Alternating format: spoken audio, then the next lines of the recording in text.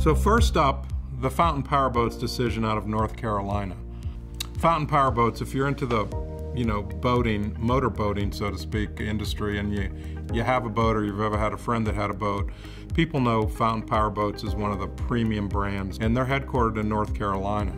So what happened here? Well, this is an insurance case, a business interruption type of insurance case, so it's a property damage case.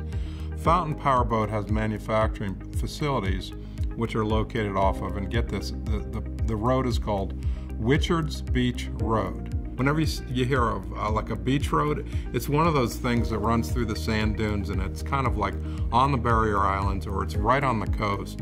And just by the name of that, you're thinking, well, that's probably right on the water. Well, sure enough, it is right on the water.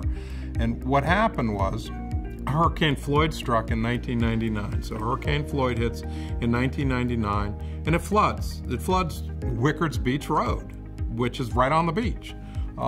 And for 10 days, they couldn't get people into their facility. And there was only, one way in and out, and it was flooded. So what happened? Well, over those 10 days, Fountain Powerboats lost about $1 million. What's interesting here is some people got in. So what did they do? To minimize their loss, well, they got people with a bunch of trucks, and they brought people in. They were, big trucks, and they tried to bring their people into the factory to work, which is a great thing to do because you don't want to completely shut down. So they put as many people as they could on the trucks, and they tried to bring them in through the flooded waters over that 9 or 10 day period. And they got them in there, and their production was down 33%. So it wasn't a complete shutdown. It's just like, hey, we lost $1 million because we were a third off in our production because of this flood. So what happened? They tendered to their insurance company, Reliance Insurance Company, and Reliance says, nah, we're not going to pay that. And they said, well, here, we want this covered. And so Fountain Powerboats was very smart here. They specified exactly what they wanted it covered under, what provision. And that provision was called a loss of ingress or egress provision. And those are in property policies. And I'll just read what that provision says. It says, this policy covers loss sustained during the period of time when, as a result of a peril not excluded, i.e. here the peril not excluded was the hurricane, that was covered, the flooding was covered. As a result of a peril not excluded, ingress to or egress from real or personal property is thereby prevented, basically. There, I shortened it a tiny bit.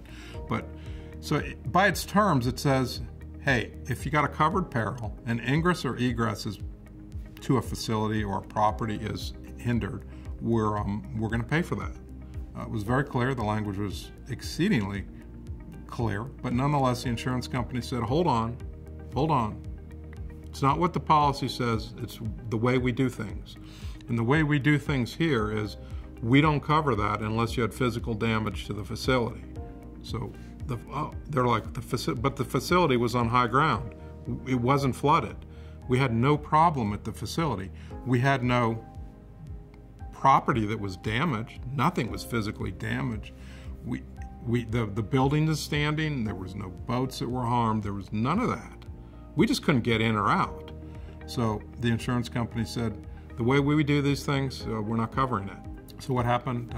Brought to court, and the court, of course, held in favor of Fountain Powerboats. They said, look, read the provision. It's not what the insurance company does that matters. It's what the policy says. And if you read the provision, it's perfectly clear. Loss of ingress or egress in the policy. It's very clear, the court said. The court said if there's any sort of preventing of getting into or out of the property by a covered peril, the insurance company has to cover the loss. So, great decision. The insurance company had to cover the loss. But this decision is huge for at least 3 important reasons. 1, you don't have to have property damage to your facilities to recover lost income. Insurance companies have been arguing that you need some sort of property damage to your facility or to your property for any of the coverage grants to be triggered. This is flat out wrong, and this decision holds that. You don't need property damage to trigger coverage, especially under egress coverage. You don't need a complete shutdown of the facility to cover business interruption coverage. Again, insurance industry has been arguing for years, if you have a slowdown, we're not going to cover it. but you have to completely close. Well, that's a bit counterintuitive. Why would a business want to completely shut down and lose 100% of the revenues? If they're partially shut down, they should still get coverage. And the court also said, yeah, you get coverage for a partial shutdown. So again, industry custom and practice is different from policy language, and the courts corrected the insurance industry on this. The third reason why this decision is hugely important is because there was a provision in the policy that covered expenses that the policyholder incurs to present a claim to the insurance company. That provision, the court held, covered lawyers' fees, i.e., in our case, it would be our lawyers' fees pursuing a claim against the insurance company. Now, this is something we hear again and again. These provisions are standard. They're in the policy. They cover costs and fees that the client incurs to present a claim to the insurance company. They're in every policy. And what the insurance company will say, well, they cover like accounting fees and things, but they certainly don't cover lawyers. This court rejected that and said they cover the lawyers' fees. If the insurance company doesn't pay a claim under a property policy, the lawyer's fees, when you have to hire a lawyer to go after that claim, those are covered as well. The reason why this Fountain Powerboats case makes our top list of insurance cases of all time is because it shows that industry custom and practice can vary considerably from what the policy says. And it's important not to rely on what an insurance broker says they understand the policy to mean.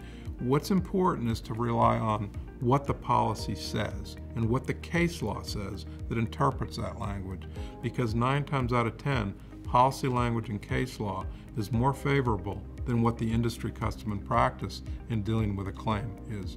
So look at the case law, look at the policy language, and hold to your guns. It's also interesting because this case, $1 million case is not necessarily a case that you want to litigate because it's expensive to litigate, but it shows that yes, you can litigate these property cases if you have to. $1 million may not be enough for a policyholder to say, well, I want to go into some really difficult litigation with my insurance company, but $1 million, along with the policy provision that says we'll pay for lawyers' fees pursuing these claims, is enough. An understanding of these provisions, and there's many of them, many of these different provisions, and there's many cases that relate to these different provisions, but having that knowledge allows you to put forth a better argument to the insurance company. And this is just one example of a great decision, but you put these decisions together in front of the insurance company and you work them in the different buckets of coverage. One might be ingress-egress, one might be civil authority, one might be business interruption, one might be property damage, but you've got all these provisions that tie together in these policies. You put the dollars in the right buckets, you present it to the insurance company with the right case law, and you need the case law. If you don't put the case law in, they won't do what you're asking them to do. You put everything together comprehensively, and our goal is to get the claim paid without litigation.